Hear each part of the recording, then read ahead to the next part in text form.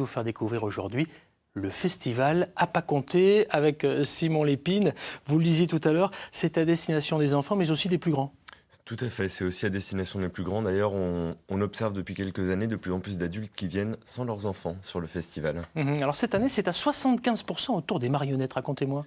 En fait, on s'est rendu compte que dans la tête des gens, l'art de la marionnette était encore cantonné à l'image un peu vieillotte de Guignol et on souhaitait lui redonner un peu ses lettres de noblesse. Et vu il y a peu d'opérateurs qui le font sur le territoire de Bourgogne-Franche-Comté, on s'est dit que c'était peut-être l'occasion de faire un petit focus sur la marionnette sur cette 20e édition. Alors le moins qu'on puisse dire, c'est que vous avez invité des compagnies qui sont particulièrement en vue. On va voir quelques photos. On va commencer par Vent debout.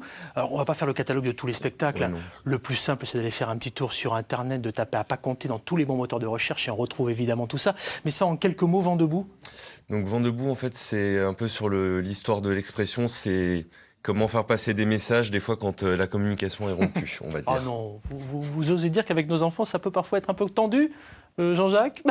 Absolument pas. Nicolas? Non? Ça arrive. Oh non, c'est rien du tout, c'est rien du tout. Une autre belle soirée, ça sera par exemple Rigdin et Rigdon. Alors Rigdin Rigdon, là c'est un conte qui est revisité. Ce qui nous tenait à cœur dans ce spectacle, c'est que c'est la grande Ilka Schönbein, une danseuse et marionnettiste allemande en fait, qui est à l'origine de ce spectacle. Et la particularité, c'est que les marionnettes sont des prolongements de son corps en fait. On retrouve évidemment toutes les palettes du spectacle vivant. Si je vous dis par exemple Possession. Alors Possession, là on est sur une forme un peu atypique qui mélange la marionnette et la magie nouvelle. C'est ce qu'on voit là. Hein. Tout à fait. La particularité, c'est qu'on ne voit absolument jamais le manipulateur. Donc on a l'impression que tout s'anime un peu par magie. C'est incroyable ça. Assez incroyable. Ça c'est surprenant. Et un peu terrifiant aussi. Mais bon, il y en a pour les jeunes, les plus jeunes et les moins jeunes. Tout à fait. Il y en a pour tous avec des représentations qui durent en moyenne 1 heure, c'est ça? Alors 1 heure pour les plus grands, 30 minutes pour les plus petits. Cette année, le spectacle pour les plus petits, on commence à partir de 18 mois, avec un spectacle qui est plus dans le ressenti et qui permet de baigner les enfants dans un univers un peu feutré, de découvrir comment on tisse des liens entre les générations. On va voir un autre spectacle. Regardez par exemple Babil. Ça, c'est aussi étonnant. Donc là, c'est de la marionnette de papier.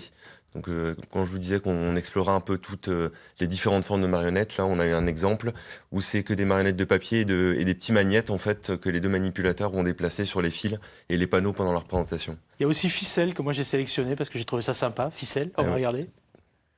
Donc là, c'est un petit personnage donc, fait en bout de ficelle et c'est mêlé avec de la musique faite en live, donc avec des instruments traditionnels, dont des calebasses, comme on peut le voir sur l'image. Ou bien encore Gaïa. Là, la particularité, c'est qu'on va rentrer dans un dispositif qui a un ancien camion de pompiers qui a été reconverti en salle de spectacle et donc qui sera installé dans le jardin du musée de la vie bourguignonne à Dijon. Et attention, jeu de mots, aurait dit Maître Capello, la valse, c'est des omelettes, mais rien à voir avec les œufs. Hein, les omelettes H-O-2-M-E. Voilà. Et pourquoi la valse des omelettes avec ce lapin? Parce que là, en fait, on visite un conte de Grimm avec donc différents personnages et vous notez qu'il y a 13 heures sur le cadran et donc à la 13e heure, en fait, les lutins en font un peu qu'à leur tête et donc c'est la valse de tous ces petits bonshommes qui vont investir le plateau avec un univers graphique très marqué d'un artiste qui s'appelle Patrick Sims.